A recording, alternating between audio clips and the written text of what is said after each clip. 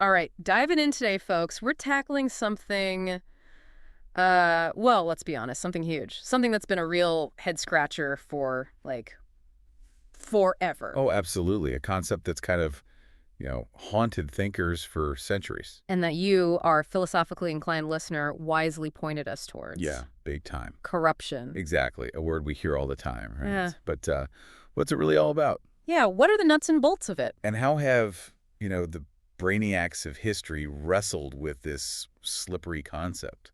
We're aiming for clarity here, folks. You sent us to this awesome resource, the Stanford Encyclopedia of Philosophy. Oh, yeah, the entry on corruption. A deep, deep dive into all the philosophical takes on this, this many-headed beast of an issue. And that's our mission today, right? Unpacking all that for you, distilling the key insights, the different ways philosophers have, you know, understood this whole corruption thing, That's it. how it pops up in different ways, the debates about what it is, how to fight it. All without getting too lost in the weeds. All right, so let's go way back. I mean, way back. Ancient Greece, here we come. The entry highlights some big names right off the bat. Plato, Aristotle, Machiavelli. Hobbes, Montesquieu, And the heavy hitters. they were all, like, super concerned with political corruption. Oh, yeah, front and center for them. So what was their beef, the common thread in all their thinking?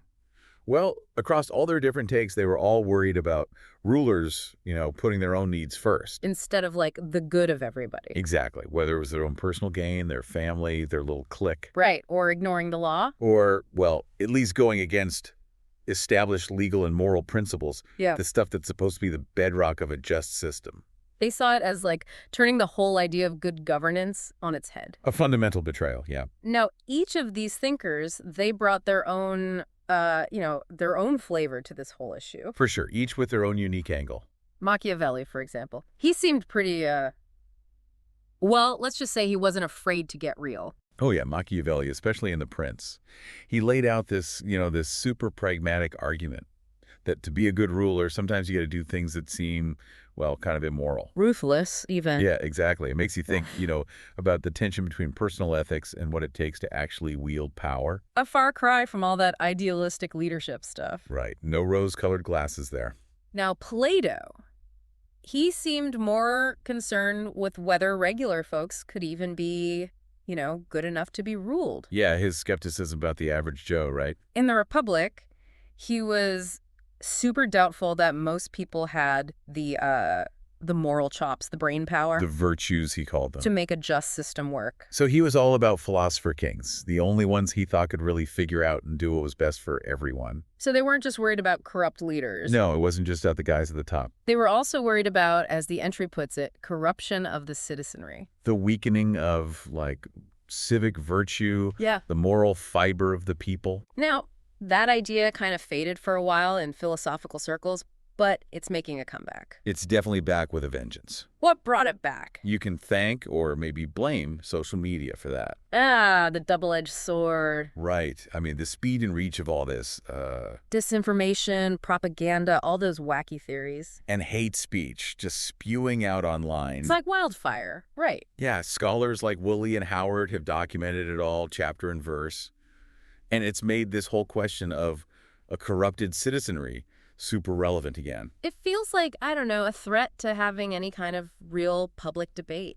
It really is. I mean, think about all those bots out there churning out fake news. And then people share it thinking it's real. And manipulated profiles designed to make certain viewpoints seem way more popular than they actually are. It's like a distortion field, warping our whole understanding of what's going on. Exactly. And then there are the ethical dilemmas that come with it. Like, Yeah. sure, everyone has the right to speak their mind, but... Doesn't mean they should just say any old thing. Right. Especially if it's blatantly false. We have a moral obligation to be truthful, to not deliberately spread lies. Like the entry says, just because you can communicate doesn't mean you're using that power for good. Well said. And this undermines our whole democratic system, right? Oh, absolutely. It strikes at the heart of how we're supposed to govern ourselves. The entry has some pretty scary examples of this. Yeah, like that whole Cambridge Analytica mess. Where they took people's data from Facebook and used it to try and sway elections. It's a prime example of how technology can be used for, for really shady political purposes. And then there are the efforts to, like, erode trust in elections from within. Yeah, all those baseless claims about the 2020 U.S. election. Totally debunked, but they still sowed so much doubt and division. Right, and it can lead to real-world consequences, violence even. The January 6th attack on the Capitol. It's chilling, right? That was a wake-up call about how online disinformation and extremism can spill over into actual physical harm. It's a tangled web, but philosophy can help us untangle the ethical threads, understand the forces at play in all this. This potential for institutional decay, the erosion of our shared civic space. So we've been talking a lot about political corruption, both historically and in our current social media saturated world. Right, but the entry makes it clear that corruption isn't limited to politics. It's not just about shady politicians. No, it infects other systems too, like market-based institutions. So businesses and all that. Yeah. I mean, the World Bank, for instance, they've been saying for years that a healthy economy depends on keeping corruption in check. Makes sense. I mean, corruption's got to be bad for business, right? Totally. And the global financial crisis, remember that? Well, it exposed a whole bunch of financial shenanigans. Like what? Well, the manipulation of those benchmarks that determine, like, interest rates and stuff. That sounds complicated. It is. But the point is, it affected everyone. It showed that we need to understand and deal with corruption in the economic realm, not just the political one. Yeah, I mean, messing with those financial benchmarks, that's playing with fire, right? Big time. The whole global financial system could go up in smoke if that kind of corruption gets out of control. So we're seeing that corruption can show up in all sorts of places. Definitely not just a government problem. And that brings us to, like, the core issue. How do we even define corruption? Right. What makes something corrupt? The entry rightly points out that the old definitions, like abuse of power by a public official for private gain. Yeah, those fall short. Why is that? Well, for one thing, they leave out all the corruption that happens in the private sector. Like, what about bribing a boxer to throw a fight? Oh, yeah, good point. Neither the guy offering the bribe nor the boxer is a public official. Yeah. But it's definitely corrupt. So it's not just about people in government abusing their power. Nope. And what about when regular folks mess up the system? Like if someone lies under oath in court. Perjury. Right. That corrupts the whole justice process. Yeah. But it's not a public official doing it for their own gain. Yeah, that's tricky. And that private gain part? What about when someone does something corrupt but not for personal benefit? Yeah, like imagine some cops who plant evidence. Whoa, that's serious. It is.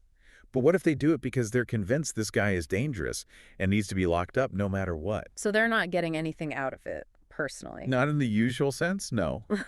But they're still twisting the law, perverting justice. So a good definition can't just focus on whether someone's making a buck, right? Exactly. It's got to go deeper than that. So just making a list of bad stuff like bribery or nepotism. Doesn't really cut it either. Why not? Well, those are specific actions, but they're different from each other, and they don't explain the bigger picture. Like what makes them corrupt in the first place? Exactly.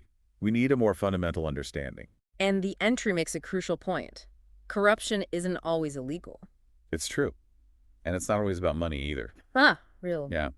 You know how U.S. companies used to bribe foreign officials all the time? Sounds shady. It was, but it was perfectly legal until the Foreign Corrupt Practices Act in 1977. So something can be corrupt even if there's no law against it. Exactly. And what about academic plagiarism? Oh, yeah, stealing someone else's work. That's a kind of corruption too, right? It corrupts the whole process of knowledge creation and scholarship. But it's not like they're making millions off it, usually. No, it's more about, wanting recognition, academic status, that kind of thing. So if it's not always about breaking the law or making money, what is it about? What's the heart of corruption, philosophically speaking? Well, philosophers are starting to agree that at its core, corruption is a moral problem. A moral failing. Right. But not just any moral failing. It's a specific kind. So how's it different from, like, other bad stuff? Well, genocide, for example, that's obviously horrific, but it's not usually considered corruption. Okay, so it's not just about being a jerk, morally speaking. No, it's more specific than that. But the entry does talk about a strong link between corruption and human rights violations. Well, yeah, especially under authoritarian regimes. Like where one dictator's calling all the shots. Exactly. Think about guys like Mobutu, Suharto, Marcos. Their rule was full of corruption, and they were also notorious for human rights abuses. So there's a connection there. Definitely. Corruption can create the perfect breeding ground for human rights abuses and vice versa. It's like a vicious cycle. And when corrupt leaders get rich off their country's resources while their people are suffering. Yeah, that's a direct violation of their rights. Scholars like Pog and Waynar have written a lot about this. It's a global problem, for sure. So we're getting closer to a definition. It's a moral problem, but a specific type. What else sets it apart? Well, one important distinction is between, like, a one-time bad act and a pattern of behavior. Like, everyone makes mistakes. Sure, but to really erode someone's character or to damage an institution, you usually need a consistent pattern of corrupt actions. So one little slip-up might not be full-blown corruption. Not necessarily. Hmm. But if someone's constantly doing shady stuff, trading favors, always looking for an angle, That's a different story. right, it becomes a habit ingrained in their behavior. Which reminds me of Aristotle and how he talked about habits shaping our moral character. Exactly. Corrupt actions can become deeply ingrained habits. And those habits eat away at both individual integrity and the integrity of institutions. It's like a slow rot, right? Yeah. And that leads to what we call systemic corruption. Where corruption becomes like the norm. Yeah, when everyone's doing it, it's just how things work. Like when government contracts are only awarded through bribery. It's a classic example. Even if you don't like it, you feel like you have to play the game or you'll be left out. It becomes a collective action problem, right? Exactly. Everyone's trapped. But even a single bad act can be corrupt if it messes up a specific process or goal. That's true. Like, if a one-time bribe influences the outcome of a big contract, that's still corruption, even if it's not part of a bigger pattern. It's about the impact, then. For sure. Okay, let's get philosophical here. The ontology of corruption. What kind of things can even be corrupted in this sense? Well, we use the word corruption pretty broadly, right? But when we're talking about it philosophically, We're mostly talking about the corruption of institutions. that's right. Like government agencies, corporations, universities, law enforcement, those kinds of organizations. Systems with their own rules and ways of doing things. Yeah, exactly. Systems that are meant to keep running to perpetuate themselves. And obviously, the people within those institutions can be corrupt too. Of course. But it's not just about their personal failings. It's about how they act within their roles. Exactly. Yeah. It's about individuals qua institutional actors. How their actions, specifically as part of that institution, undermine its purpose or processes. And the entry breaks this down even further. Yeah, right? it lays out three main distinctions. Hit me with them. Okay, so first, you've got institutional versus non-institutional corruption. Yeah. So corruption happening within an established system versus outside of one. Like the boxer example earlier. Right. Then there's personal versus non-personal corruption. Yeah. So is it an individual who's corrupt, or is it the system itself? Well, then the combo, right? Exactly. Institutional personal corruption, where you've got individuals who are corrupt and acting within their institutional roles to, further mess things up. Okay, so we're zeroing in on corruption of institutions. Now let's talk about the different theories that try to explain how this whole corruption thing actually works. The entry starts with the causal theory. Ah, yes, the causal theory.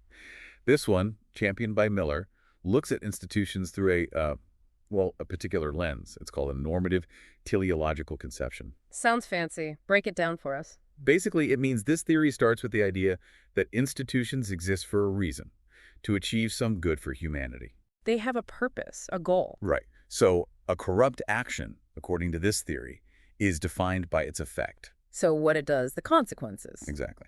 Does it hurt the institution's ability to function properly, to fulfill its purpose? Does it damage the moral character of the people working within it? So it's not just about breaking the rules, it's about whether that rule breaking actually harms the institution. Precisely.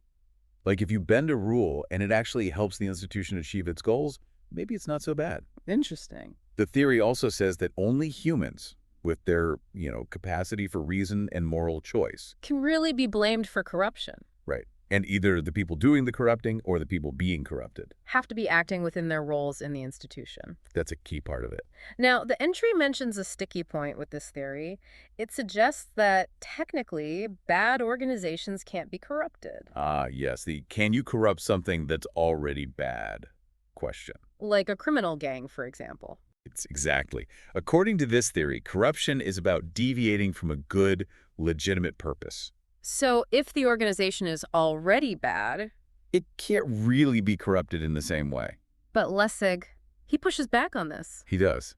He says that even flawed systems can be corrupted, even if they're morally messed up from the start. Give me an example. Okay, think about a justice system that's already unjust. Full of bias and unfairness. Right. But then imagine it descends into total chaos, just lawlessness and violence. So it can get even worse, even if it was already bad. Exactly. Things can still go wrong, even within a messed up system. It's a subtle point, but important. Okay, what about the proceduralist theories of corruption? These theories, as you might guess, focus on how institutional procedures and processes get twisted or broken down. So less about the big picture goals, more about how things actually get done. Right. And Warren's duplicitous exclusion theory is a good example. He's talking specifically about democratic systems. So how corruption affects how we vote and all that. Exactly. He says that democracies get corrupted when the principle of equal inclusion is violated. Meaning, everyone should have a fair shot at influencing decisions, right? Yeah, the idea that everyone affected by a decision should have a roughly equal say in it. Makes sense. But here's the key part. Warren says this violation has to be coupled with some kind of deception. Like, they're pretending everything's fair and square while rigging the game behind the scenes. Exactly. It's about hiding the corruption, making it look legit. Which ties into the idea that transparency is super important for fighting corruption. Absolutely. But the entry also points out that, sometimes corruption isn't all that secretive. Really? Yeah, in some places, it's just out in the open. Everyone knows it's happening. Wow, that's wild. And another problem with Warren's theory is that it's really tailored to democracies. So it might not work so well for other kinds of organizations. Yeah, like what about the military? There's a clear hierarchy there. Not everyone has an equal say. Makes sense. Now, what about Thompson's idea of individual versus institutional corruption? Yes, Thompson. He makes this key distinction between, on one hand, an individual official taking a bribe for personal gain. Like a classic quid pro quo. You scratch my back, I scratch yours. Right. And on the other hand, institutional corruption, where political benefits like campaign contributions are used to sway decisions. Even if there's no explicit agreement or direct intention to be corrupt. Exactly. It's more about the tendency of those benefits to create undue influence. So in Thompson's view, it's not just about whether the individual is intentionally being corrupt. It's about how their actions affect the system as a whole. Right. He's saying that creating a situation where improper influence is likely, that's enough to make it institutional corruption. Regardless of what's going on in the individual's head. Exactly. But the entry raises a question about Thompson's framework. He says that taking a bribe for personal gain isn't institutional corruption. Huh, why not? Well, he's focused on how the system itself is corrupted. But the entry argues that even if the immediate benefit is personal, widespread bribery can still damage an institution. Like if cops are constantly taking bribes, it undermines the whole idea of law enforcement. Exactly. That kind of systemic corruption can have massive consequences, even if the individual cops are just lining their own pockets. And then there's the Charles Keating case. That's a classic example of Thompson's idea of institutional corruption, right? It is. Keating, a big-time businessman, gave tons of money to senators' campaigns. Buying their favor. Well, later, those senators intervened with regulators on Keating's behalf. It created the appearance of a conflict of interest. Even if they weren't explicitly doing it because of the donations. Right. The very fact that they relied on his money made their actions look suspect. And that erodes public trust. Big time. It makes people think the whole system is rigged. Then there's Newhouse, who tries to take Thompson's theory even further. He does. He says we can think about it in terms of violating fiduciary duties within organizations. Fiduciary duties, meaning obligations of trust and responsibility. Exactly. And he argues that Thompson's ideas apply broadly because most organizations have these kinds of duties built in. But the entry points out that not every role within an institution has those formal duties. True. So that might limit how universally applicable Newhouse's theory is. Okay, let's move on to Lessig's concept of dependence corruption. This one is all about the U.S. political system and campaign finance. Yes, Lessig. He argues that the way elections are funded in the U.S. is inherently corrupting. Because of all the money involved. Right. He says that even if individual politicians aren't doing quid pro quo deals for donations. The system itself is biased towards those who can give the most money. Exactly. He calls these big donors funders, and he argues that they have way too much influence. So even though citizens vote, the real power lies with the funders. That's Lessig's point. He says it creates this tension between who the system is supposed to be dependent on. The voters. Right. And who it's actually dependent on. The folks with deep pockets. Exactly. And that dependence on funders, it's not representative of the people. It's out of whack. And that, Lessig says, is what corrupts the system. So it's about the structural dependency, not just individual bad apples. Right. He even goes so far as to say that the people within the system might be good people with good intentions. But the system itself is corrupting them. That's his argument. But the entry raises a good point. If you say the system needs to be reformed, you're acknowledging that there's a problem. Which means you must be aware of your own role in it. Right. So where does responsibility lie? It's not just the funders, it's also the politicians who participate in this system. It's about collective moral responsibility, then. Exactly. It's not just one person's fault. It's the actions of many that create this corrupt outcome. And Lessig's focus is on changing the system itself, not just hoping individuals will be better. Exactly. It's a systemic critique. Okay, last theory on the list. Siva and Ferretti's office accountability theory. They take a bit of a different angle here. They focus on the relationships between people who hold office, the duties they have to each other. Interesting. So they define political corruption broadly as any action a public official takes that can't be justified as being in line with their job. So they're overstepping their bounds. Right. Yeah. And they emphasize this idea of office accountability. Basically, they're saying that when people hold office together, they have a duty to each other to act properly, according to the rules and purpose of their office. Like a shared responsibility. Exactly. And when someone acts corruptly, they're violating that duty to their colleagues. It's what I call an interactive injustice. They're harming the group, the integrity of their shared work. Right. And they use this really interesting example. A teacher who demands sexual favors for grades. Wow, that's awful. It is. But their point is that the teacher's corrupt action is primarily wrong because it violates her duty to her fellow teachers by undermining the whole grading system. It makes it seem like it's more about the other teachers than the students who are being harmed. That's the critique the entry makes.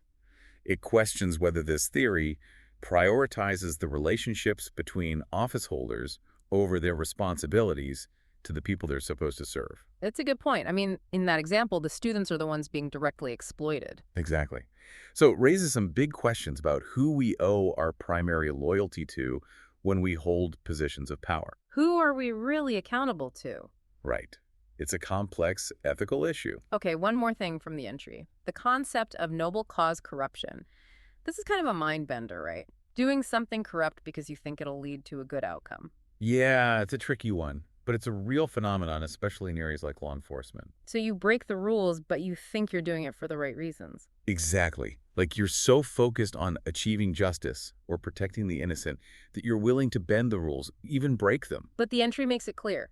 Even if your intentions are good, the corrupt act itself is still wrong.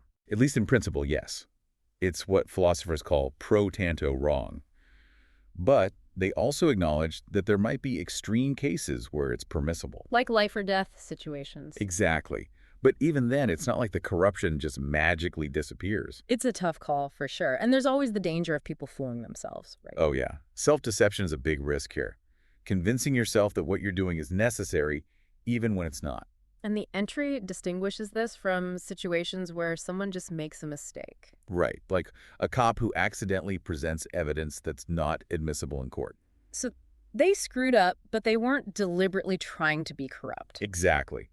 But with noble cause corruption, there's this intentional act of undermining a legitimate process, even if the person thinks they're doing it for a good reason. Like bribing an official to get someone life-saving medical treatment. That's a classic example. The act of bribery is still corrupt, but you can see how someone might feel morally justified in doing it in that desperate situation. It's a moral gray area for sure.